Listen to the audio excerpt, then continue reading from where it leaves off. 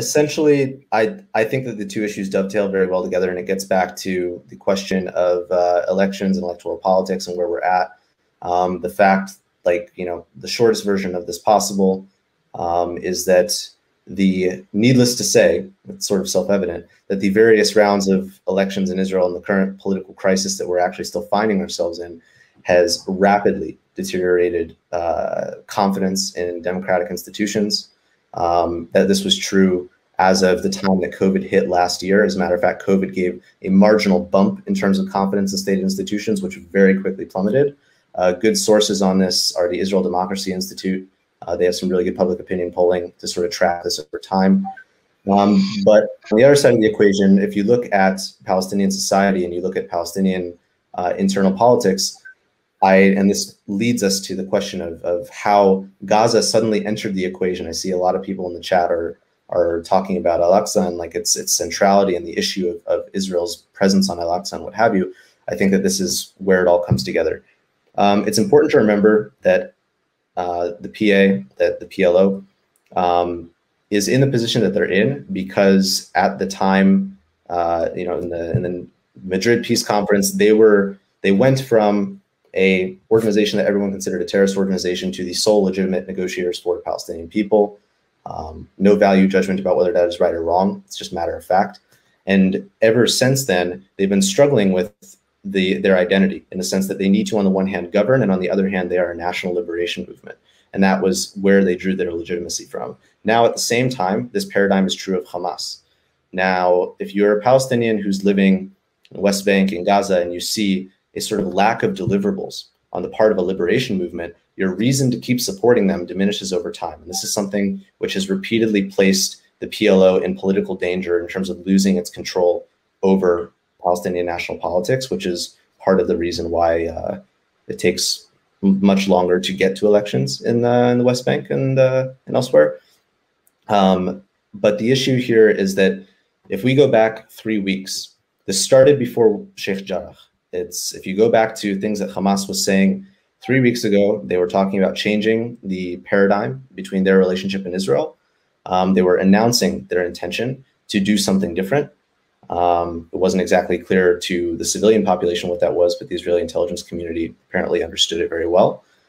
And at the same time, Abbas and the PLO found themselves in political danger. They realized that there are issues which can unify people. And I'm trying to remember who it was, but at least 4 or 5 weeks ago, you had members of the PLO talking about the centrality of Jerusalem, centrality of Al-Aqsa, already sort of alluding to what was going to come.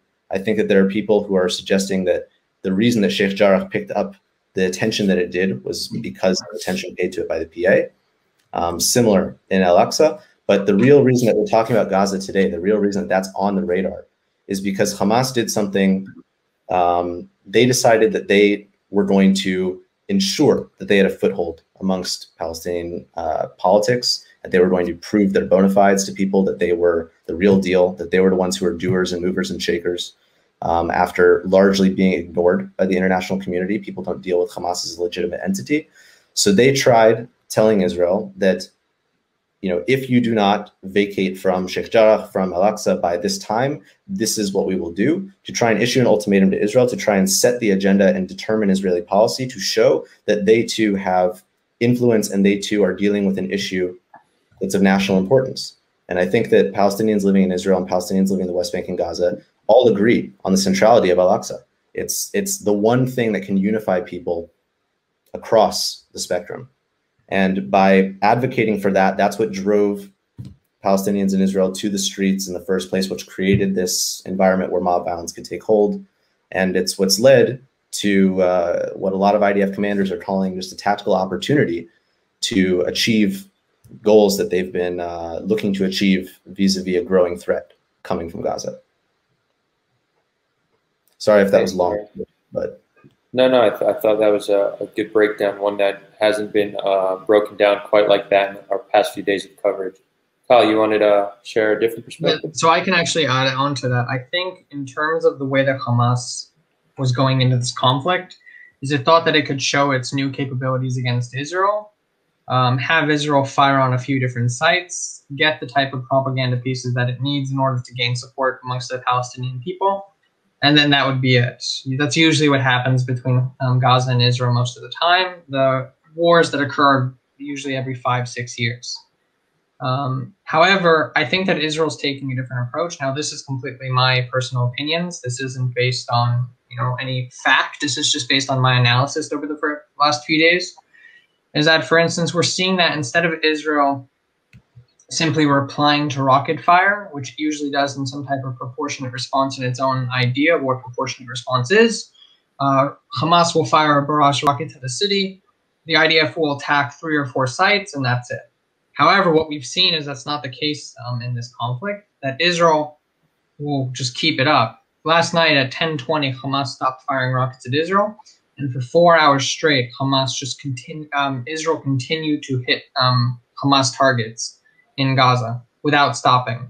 That didn't happen. That hasn't happened for a long time where Israel's doing such a thing. In my opinion, we're doing so because I think the IDF has decided to take a different alternative, which is essentially Netanyahu has decided to go a different route. I think that Israel wants to hit them hard enough that they don't have the capabilities to hit back for a very, very long time. The fact that we aren't just taking out ammunition stockpiles or the stations where they actually fire the rockets, but if we're willing to, we want to take out any capabilities they have. That's why, even though there's only a few different Hamas offices inside of a massive multi-story apartment building, we took down the entire building. And that's why we've attacked their bank. That's why we attacked their financial institute.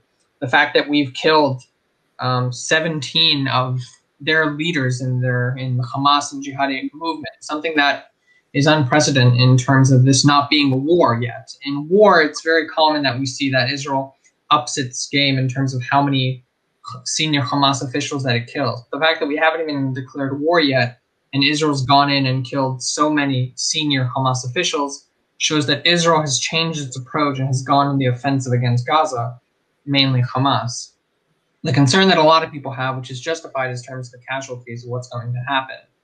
Whether or not it's justified, in my personal view, it is justified in terms of how we're trying to hit Hamas targets, but no matter what, it doesn't matter to the people in these rooms. There are dozens of families, thousands of people that after this conflict aren't going to have a home to go back to.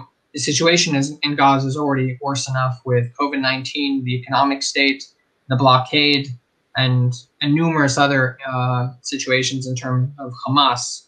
And so many more people are going to become homeless. They're going to have a lot of anger towards Israel and Hamas.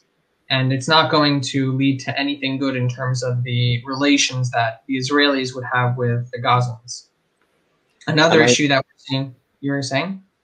I just wanted to maybe add on to that. We haven't mentioned the name Palestinian Islamic Jihad, but they're definitely a player here. When I was talking about that inter-Palestinian political— Did I mention the Islamic Jihad or no?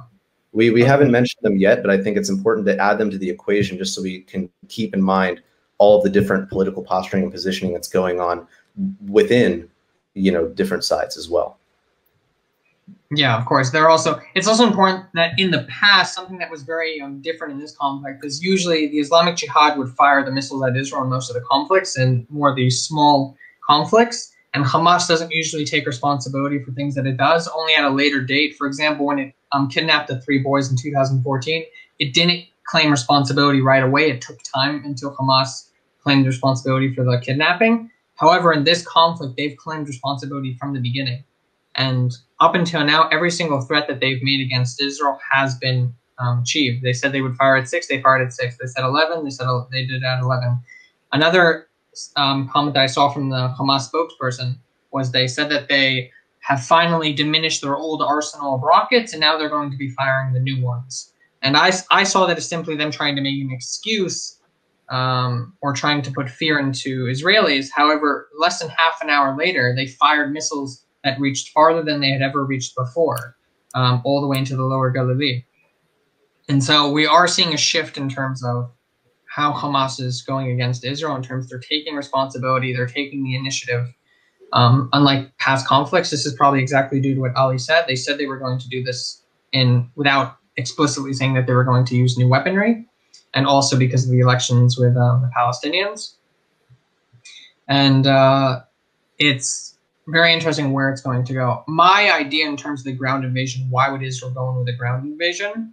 The only thing that I can see plausible is the IDF released photos supposedly of Hamas tunnels right under residential areas. And the fact that it released those images and the fact that I've seen talk about it has me believe that the only way for Israel to take out Hamas tunnels is through a ground invasion, because doing so by the air would involve way more casualties, in my opinion, the way that I see it.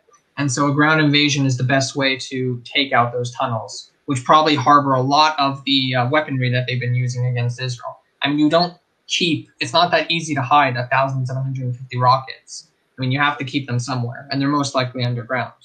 This is also what led to the Operation Protective Edge. Was the whole entire mission of Operation Protective Edge in 2014 was to destroy Hamas terror tunnels. And so this could give a good reason for why Israel wants to go in. It is important to note that Israel has refused 2 ceasefires, one by Qatar, one by Egypt. Also, they got America to back them with a de-escalation resolution by the UN. It does seem that Israel's going on the offensive this time, and instead of having Hamas be able to build up their resilience in 6 years from now, they seem to be wanting to take them out completely. So it's very interesting to see that Israel's taking this new approach. Everyone has different thoughts on, is this good or not? I think the question that people need to ask is not whether it's good or bad, but what's the alternative? Think of it from a more Israeli perspective. Forget the moral consequences of what's going to happen in terms of civilian casualties. From a more military perspective of how Israel sees it, in 6 years from now, this will happen again in terms of a large conflict with Gaza. So if Israel is taking the approach of we want to wipe out Hamas, and we need to do so by these large airstrikes and then a ground invasion, what is the alternative?